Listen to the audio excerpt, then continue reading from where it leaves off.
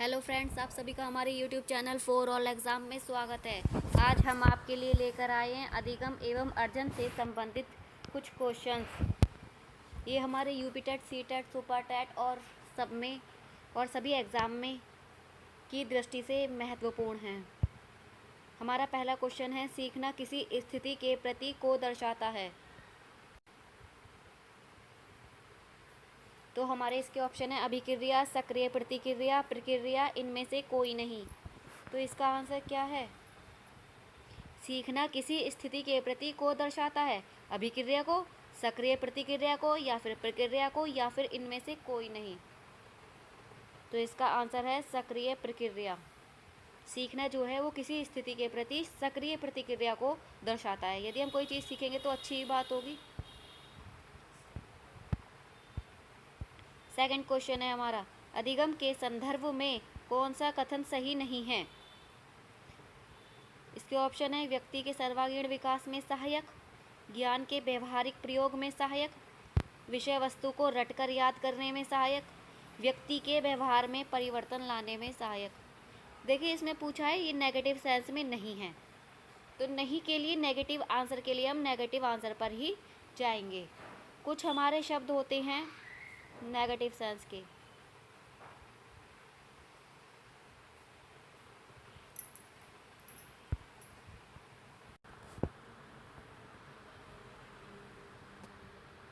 और हमारा इस यहाँ पर नेगेटिव सेंस का जो मीनिंग है, जो वर्ड है, वो है हमारा रटकर।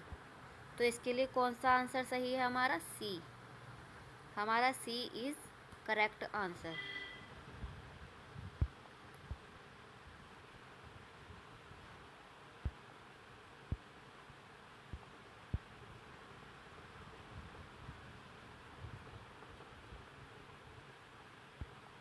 तो सी इज़ हमारा करेक्ट आंसर है। विषय वस्तु को रटकर याद करने में सहायक। हमारा तीसरा क्वेश्चन है, संकेतों, चित्रों, शब्दों इत्यादि के माध्यम से अधिगम किया जाता है। क्रियात्मक अधिगम में, शाब्दिक अधिगम में, समस्या समाधान अधिगम में, उपयुक्त सभी। तो इसमें कौन सा है? संकेत, चित्र, शब्द, यानी शब्द से शब्द ही समझ लीजिए कि अगर शब्द आ रहा है तो हमारा क्या होगा? शाब्दिक अधिगम। क्या होगा हमारा? शाब्दिक अधिगम, यानी बी इज हमारा करेक्ट आंसर। बाल्य अवस्था में हमारा फोर्थ क्वेश्चन है, बाल्य अवस्था में किसी वस्तु तक पहुंचने, उसे पहचानने, बिना किसी सहारे के खड़े होना आदि किस प्रकार का अधिगम कहलाता है? संज्ञानात्मक, क्रियात्मक, विचारात्मक, वाचिक। संज्ञानात्मक तो नहीं हो सकता, क्योंकि संज्ञानात्मक मतलब सोचना, विचारात्मक मतलब विचार करना, वाचिक मतलब बोलना, और क्रियात्मक मतलब करना। यहाँ पर क्या है? किसी वस्तु तक कोई बच्चा पहुँच रहा है, उसे पहचान रहा है, फिर उसके आगे क्या कर रहा है? उसके सहारे खड़े हो रहा है। तो ये क्या कर रहा है? वो एक प्रकार से क्रिया कर रहा है। तो हमारा क्या है इसका answer? Option number B is correct answer.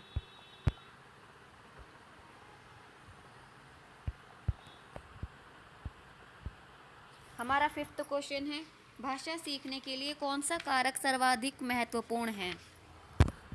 समृद्ध भाषिक वातावरण, भाषा के व्याकरणिक नियम, पाठ पर आधारित प्रश्न उत्तर, और भाषा की पाठ्य पुस्तक।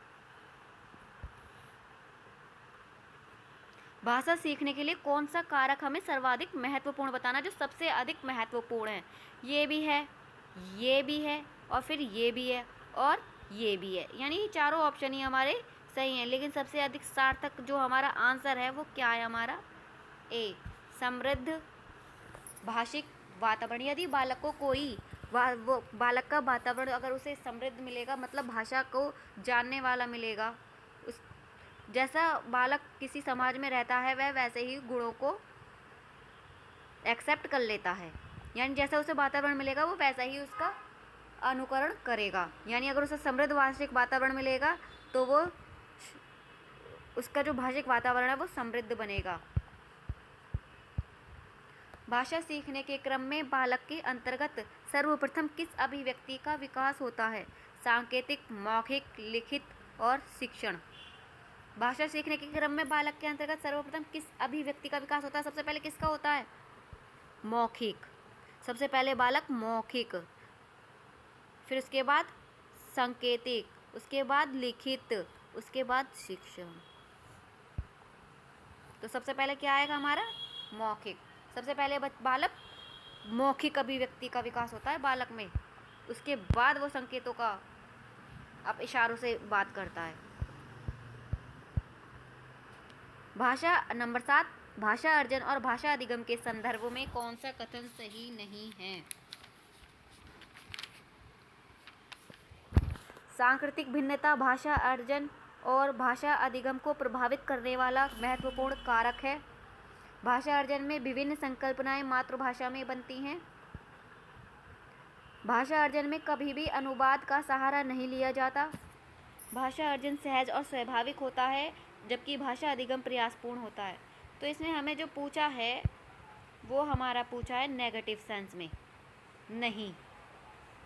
तो इसमें भी हमें आंसर किस में देना है? नहीं में, यानी कि हमारा सी ऑप्शन सही है। भाषा अर्जन में कभी भी अनुवाद का सहारा नहीं लिया जाता।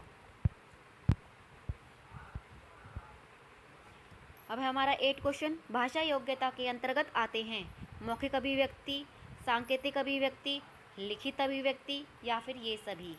तो इसमें भाषा योग्यता के अंतर्गत मौखिक भी आता है, सांकेतिक भी आता है और लिखित भी आता है। तो हमारा आंसर कौन सा सही है? ऑप्शन नंबर डी, ये सभी हमारा आंसर सही है। भाषा अर्जन में महत्वपूर्ण हैं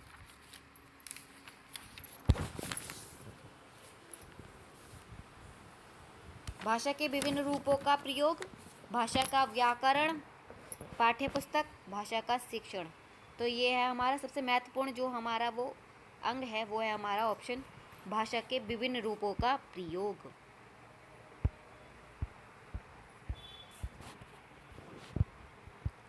अब है हमारा 10 क्वेश्चन। भाषा अर्जन में विद्यार्थी नहीं करता अभ्यास, शब्दों की पुनरावृत्ति, अनुकरण या फिर व्याकरण के नियमों का निर्माण। तो अभ्यास तो वो करता है, शब्दों की पुनरावृत्ति भी करता है और वो अनुकरण भी करता है, यानी जैसा वो अगर शिक्षक उसके बताते हैं तो वो वैसा भी करने का प्रयास करता है। लेकिन वो क्या नहीं करता? वो नहीं करता हमारा व्याकरण के नियमों का निर्माण। तो हमारा ऑप्शन नंबर डी हमारा सही है।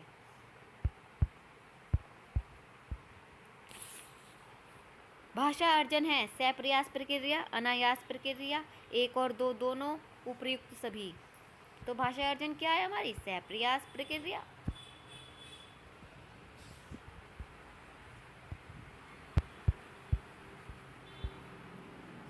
चॉम्स्की के अनुसार भाषा सीखने के क्रम में खोज भी साथ साथ चलती रहती है।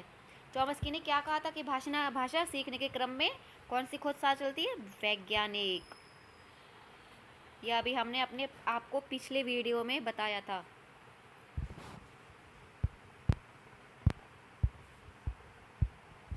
पियाजे के अनुसार भाषा अधिगम व अर्जन के संदर्भ में कौन सा कथन सही है? भाषिक क्षमता जन्मजात होती है, परिवेश के साथ अंतःक्रिया से विकसित होती है, समाज के साथ संपर्क का परिणाम है, बाह्य उद्दीपन का परिणाम है। ये हमने पिछले वीडियो में बताया था आपको कि पियाजे ने जो कहा था वो कहा था कि भाषा अधिगम और अर्जन जो होते हैं वो परिवेश के साथ अंतःक्रिया से विकसित होते हैं। तो हमारा option number B is correct answer. आत्मसातीकरण और समायोजन के माध्यम से बच्चा कई रूपरेखाओं का निर्माण करता है। यह विचार है किसका? वाइगोत्स्की का, चॉम्स्की का, पियाजे का, पावलोव का। तो ये किसका है? पियाजे ने। ये वाक्य जो कहा था, ये जो कथन कहा था, पियाजे ने कहा था।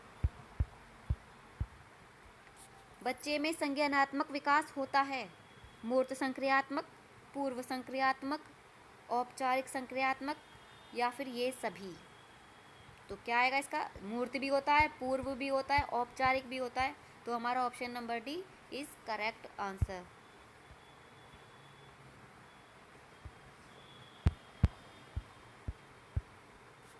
सिक्सटीन, भाषा के साथ का ही परिणाम है। किसका? समाज सामंजस्य का, विद्यालय संपर्क का, समाज संपर्क का और परिवेश और सामंजस्य का। तो इसमें हमारा कौन सा ऑप्शन सही है? हमारा ऑप्शन नंबर सी सही है। भाषा समाज के साथ संपर्क का ही परिणाम है। जैसा बालक या कोई व्यक्ति समाज में रहेगा वह वैसे ही उसे भाषिक वातावरण प्राप्त होगा और वह उसी में ढलने की कोशिश करेगा। बच्चों में भाषा का विकास नहीं होता है। कक्षा कक्ष से, समाज से, पाठ्य पुस्तकों से, उपर्युक्त सभी। इसमें पूछा है नहीं होता है, लेकिन कक्षा कक्ष से तो होता है।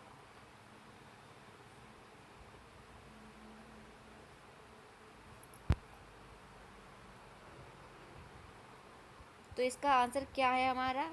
उपर्युक्त सभी। बच्चों में भाषा का विकास नहीं होता है, उपर्युक्त सभी।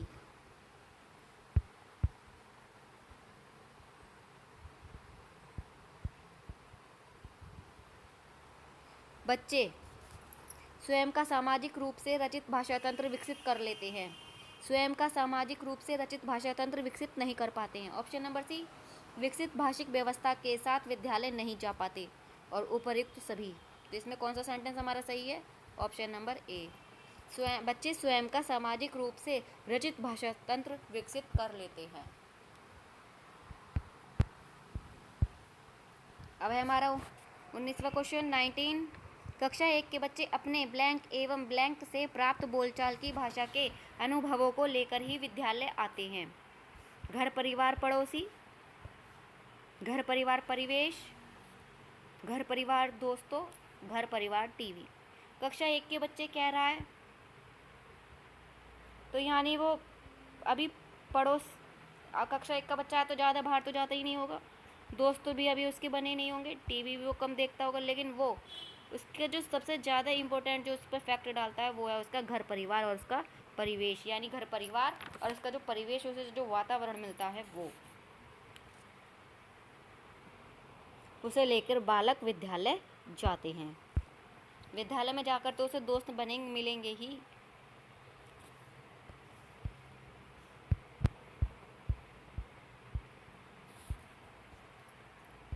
भाषा विकास की प्रारंभिक अवस्था में बालक केवल समझता है ध्वन्यात्मक संकेतों, शब्दों, मौखिक भाषा, स्वरों।